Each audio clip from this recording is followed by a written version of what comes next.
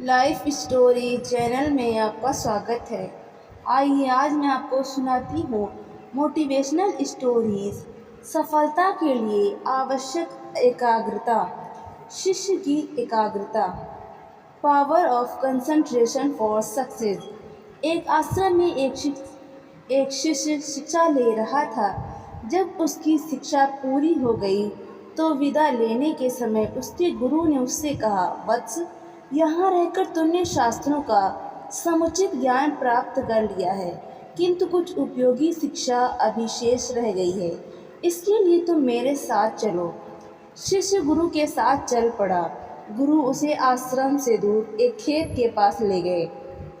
वहाँ एक किसान अपने खेतों को पानी दे रहा था।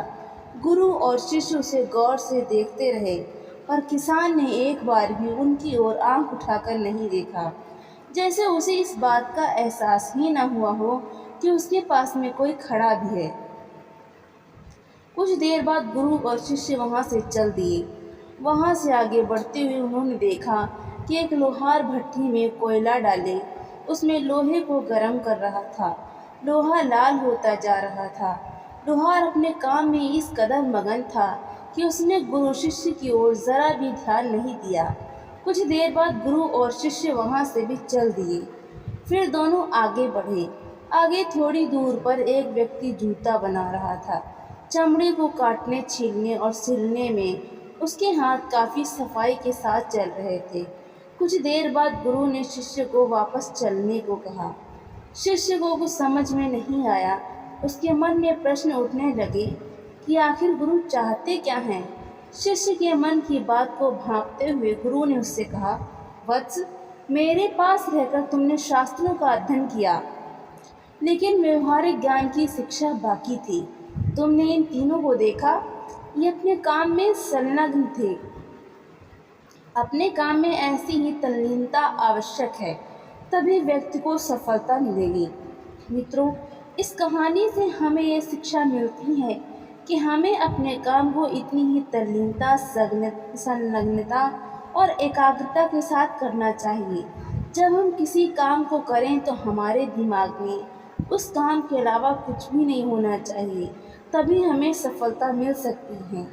मिट्टी के खिलौने जितनी आसानी से मिल जाते हैं, उतनी आसानी से सोना नहीं मिलता।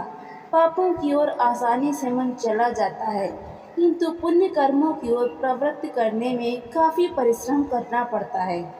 पानी की धारा नीचे पथ पर कितनी तेजी से अग्रसर होती है, किंतु अगर ऊंचे स्थान पर चढ़ाना हो तो पंप आदि लगाने का प्रयत्न किया जाता है।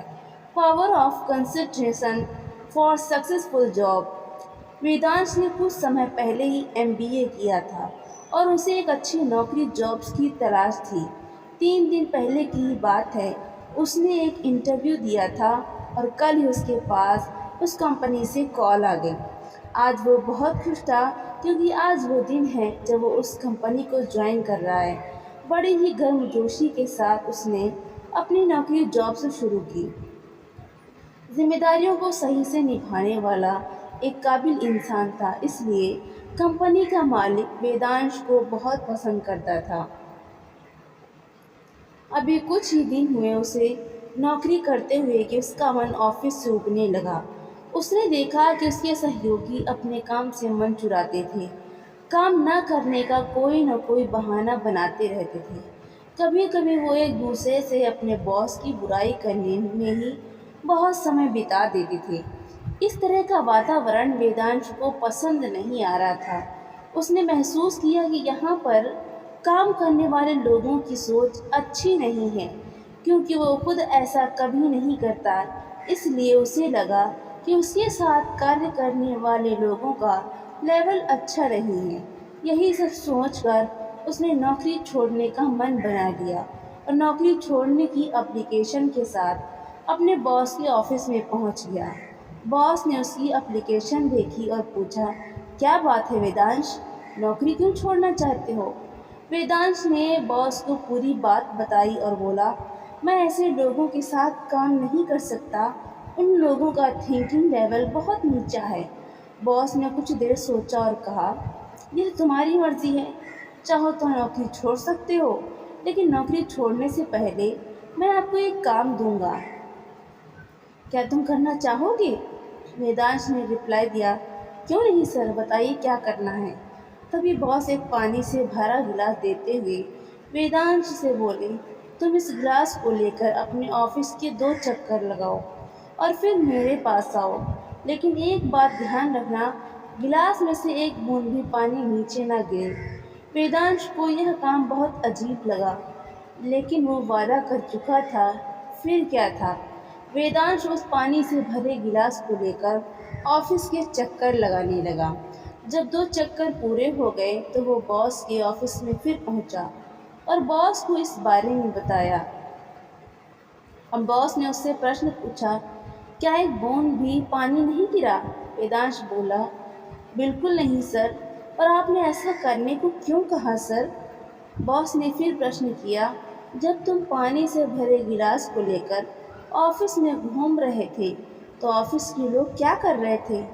वेदांश ने कुछ सोचा और बोला, सर पता नहीं वो क्या कर रहे थे, क्योंकि मेरा ध्यान गिलास के पानी पर था। मुझे लगता है सभी लोग उस समय अपना कार्य सही कर रहे थे, कोई एक दूसरे से बात नहीं कर रहा था। तभी बॉस हंसकर बोले, ऐसा नहीं है, सब लोग वही कार्य कर रहे थे जिससे तुम्हें प्रॉब्लम होती है, लेकिन तुम्हारा ध्यान उस समय उन लोगों पर ना होकर पानी से भरे गिलास पर था, जिसकी वजह से तुम अपना कार्य भी सही से कर पाए और लोगों की ओर तुम्हारा ध्यान भी नहीं गया। यह सुनकर अब वेदांश भी मुस्कुरा रहा था। बाद में बॉस बोले, सोचो, यदि पानी से भरे गिलास की जगह तुम्हारा काम हो जो तुम ऑफिस में करते हो, और तुम उस काम को यदि उसी एकाग्रता से करो जिस एकाग्रता से पानी से भरे गिलास को ले जा रहे थे, तो तुम्हारा ध्यान लोगों की तरफ जाएगा ही नहीं।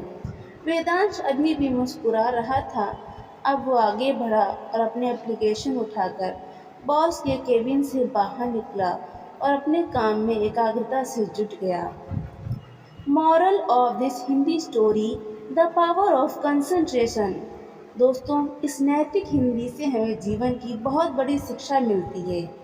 अधिकतर लोग जीवन में सफलता केवल इसलिए प्राप्त नहीं कर पाते क्योंकि वो इधर उधर लोगों की बातों पर या अपने आसपास हो रही घटनाओं पर ही ध्यान लगाते रहते हैं और अपने कार्य में एकाग्रता नहीं ला पाते, जबकि उनमें अपने कार्य को अच्छे से करने की योग्यता होती है। वेदांश एक योग्य युवक है, लेकिन अपने सहयोगियों के कार्य और बातों की वजह से वो अच्छा महसूस नहीं कर पा रहा था और अपने कार्य पर भी एकाग्रता फोकस नहीं ला पा रहा था।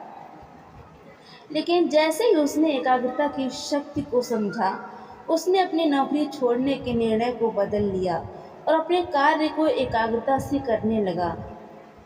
एकाग्रता करते रहने से हमारा ध्यान इधर उधर नहीं भटक पाता और पूरा काम पर होने से वो बहुत अच्छी तरह पूरा होता है।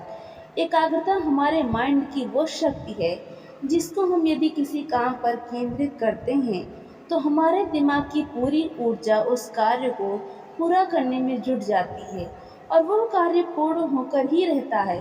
किसी ने सही कहा है कि एकाग्रता हमारे मस्तिष्क की वो शक्ति है जो सूर्य के समान होती है, जब वो एक जगह केंद्रित होती है तो चमक उठती है। दोस्तों, यह बेस्ट मॉरल हिंदी स्टोरी आपको कैसी लगी? यदि यह power of concentration for focus for success आपको अच्छी लगी तो आप इस हिंदी कहानी को शेयर कर सकते हैं। तो दोस्तों, आपको ये कहानी कैसी लगी? लाइक करें, शेयर करें और कमेंट करके हमें ज़रूर बताएं। और ऐसी ही मज़ेदार कहानियाँ सुनने के लिए हमारे चैनल को सब्सक्राइब करना बिल्कुल भी ना भूलें। तो मिलते हैं अगली नई कहानी के साथ। बहुत बहुत धन्यवाद।